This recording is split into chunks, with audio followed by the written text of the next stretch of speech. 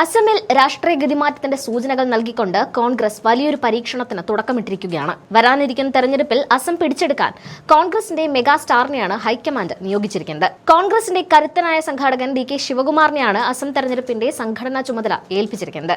ഇന്ത്യയുടെ ഏതു മുക്കിലും മൂലയിലും ഇന്നും ഒരു പഞ്ചായത്തിൽ ചെന്നാൽ 1000 പ്രവർത്തകരെ കണ്ടെത്താൻ കഴിയുന്ന ഏക പാർട്ടി കോൺഗ്രസ് മാത്രമാണ്. BJPക്കില്ലാത്ത ഈ ഒരു അടിത്തറ പക്ഷെ പലയിടത്തും വോട്ടാക്കി മാറ്റാൻ കോൺഗ്രസിന് സാധിക്കുന്നില്ല. ഉത്തർപ്രദേശിലോ ഗുജറാത്തിലോ ബീഹാറിലോ ഒക്കെ വർഷങ്ങളായി അധികാരം നഷ്ടപ്പെട്ടെങ്കിലും അവിടെയെല്ലാം കോൺഗ്രസ് എന്ന വികാരം ഇന്നും നിലനിൽക്കുന്നുണ്ട്. എന്നാൽ അവിടെയെല്ലാം പാർട്ടിക്കുള്ള ദൗർബല്യം അതിന്റെ സംഘടനാ സംവിധാനമാണ്. ഈ ഒരു പോരായ്മ പരിഹരിക്കുക എന്ന ലക്ഷ്യത്തോടെയാണ് DK ശിവകുമാറിനെ അസമിലെ കളിമെനയാൻ പാർട്ടി ഏൽപ്പിച്ചിരിക്കുന്നത്. കഴിഞ്ഞ ദിവസം അസമിലെ പ്രശസ്തമായ ക്ഷേത്രത്തിൽ പ്രിയങ്ക ഗാന്ധിയും DK ശിവകുമാറും ഗൗരവ് ഗൊഗോയും ചേർന്ന് സന്ദർശനം നടത്തിയിരുന്നു. കോൺഗ്രസ് മൃദു ഹിന്ദുത്വം പയറ്റുകയാണെന്നും മതേതര പാർട്ടി എന്തിന് ഇത്തരം ആരാധനാലയങ്ങളിൽ നിന്ന് പ്രചാരണം തുടങ്ങുന്നു എന്ന ചോദ്യവും ഉയർന്നു കഴിഞ്ഞു. എന്നാൽ പണ്ഡിറ്റ് നെഹ്റുവിന്റെ കാലത്ത് ഇന്ത്യയല്ല ഇന്നത്തേതെന്ന തിരിച്ചറിവ് കോൺഗ്രസിനുണ്ട്. വികസനത്തേക്കാൾ ഉപരിയായി വികാരങ്ങളെ വോട്ടാക്കി മാറ്റുന്ന നരേന്ദ്രമോദിയുടെയും ഹിമന്ത് ബിശ്വ ശർമ്മയുടെയും തന്ത്രങ്ങളെ അതേ നാണയത്തിൽ നേരിടാൻ തന്നെയാണ് കോൺഗ്രസിന്റെ തീരുമാനം. കോൺഗ്രസിനെ ഹിന്ദുവിരുദ്ധരെന്ന് മുദ്രകുത്തി വോട്ട് തട്ടുന്ന BJP തന്ത്രത്തിന്റെ മുനയൊടിക്കാൻ ഇത്തരം നീക്കങ്ങൾ അനിവാര്യമാണെന്ന വിലയിരുത്തലാണ് പാർട്ടി.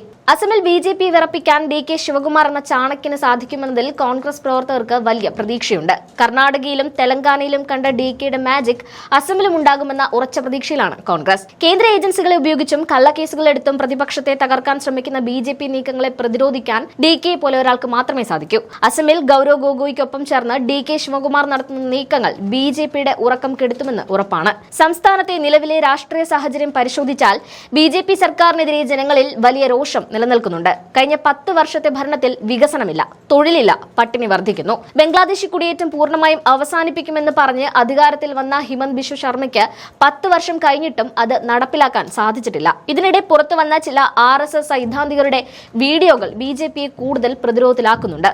ഡോക്ടർ ആനന്ദ് രംഗനാഥിനെ പോലുള്ള കടുത്ത BJP അനുകൂലികൾ പോലും പറയുന്നത് ബംഗ്ലാദേശ് അതിർത്തിയിൽ മതിൽ കെട്ടുന്നതും കുടിയേറ്റക്കാരെ പുറത്താക്കുന്നതും BJPയുടെ കാലത്തല്ല, മറിച്ച് UPA സർക്കാരിന്റെ കാലത്താണ് കൂടുതൽ കാര്യക്ഷമമായി നടന്നത് എന്നാണ്.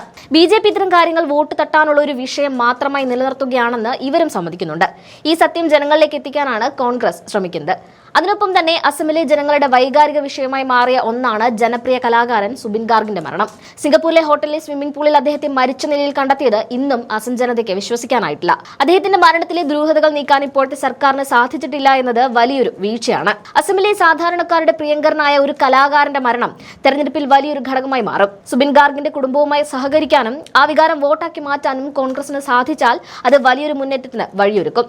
അദ്ദേഹത്തിന്റെ കുടുംബത്തിൽ നിന്നുള്ള ആരെങ്കിലും രാഷ്ട്രീയത്തിലേക്ക് വരികയോ കോൺഗ്രസിന് പിന്തുണ നൽകുകയോ ചെയ്താൽ അത് ഹിമന്ത് ബിശ്വ ശർമ്മയ്ക്ക് വലിയ വെല്ലുവിളിയാകും. രാഹുൽ ഗാന്ധിയും പ്രിയങ്ക ഗാന്ധിയും അസമിൽ ശ്രദ്ധ കേന്ദ്രീകരിക്കുമ്പോൾ തന്നെ DK ശിവകുമാറിന് തന്ത്രങ്ങൾ മെനയാൻ പൂർണ്ണമായ സ്വാതന്ത്ര്യം നൽകുകയും തെരഞ്ഞെടുപ്പ് സമയത്ത് മാത്രം EVMനെ കുറിച്ച് പരാതി പറയാതെ ജനകീയ വിഷയങ്ങളിൽ കൺസിസ്റ്റൻസി നിലനിർത്താൻ കോൺഗ്രസിന് സാധിക്കുകയുമാണെങ്കിൽ ജനങ്ങൾക്കിടയിൽ വിശ്വാസ്യത ഉണ്ടാക്കിയെടുക്കാൻ സാധിക്കും. ജാതി സെൻസസ് ഉൾപ്പെടെയുള്ള വിഷയങ്ങളിൽ രാഹുൽ ഗാന്ധി പുലർത്തുന്ന ആവേശം എല്ലാ വിഷയങ്ങളിലും ഉണ്ടാവേണ്ടതുണ്ട്. അസമിലെ രാഷ്ട്രീയ ചിത്രം മാറുകയാണ്. BJPയുടെ കോട്ടകളിൽ വിള്ളലുകൾ വീഴ്ത്തിക്കൊണ്ട് കോൺഗ്രസ് തിരിച്ചുവരവിന് ഒരുങ്ങുന്നു. DK ശിവകുമാറിന്റെ തന്ത്രങ്ങളും ഗൗരവ് ഗൊഗോയുടെ ജനപ്രീതിയും പ്രിയങ്ക ഗാന്ധിയുടെ സാന്നിധ്യവും ചേരുമ്പോൾ അസമിലൊരു വൻ അട്ടിമറിക്ക് തന്നെയാണ് സാധ്യത തെളിയുന്നത്. ഈ പോരാട്ടം വെറുമൊരു തിരഞ്ഞെടുപ്പല്ല, മറിച്ച് കോൺഗ്രസിന്റെ ദേശീയ തലത്തിലുള്ള തിരിച്ചുവരവിന്റെ നാന്ദിയാണ് കുറിച്ചിരിക്കുന്നത്.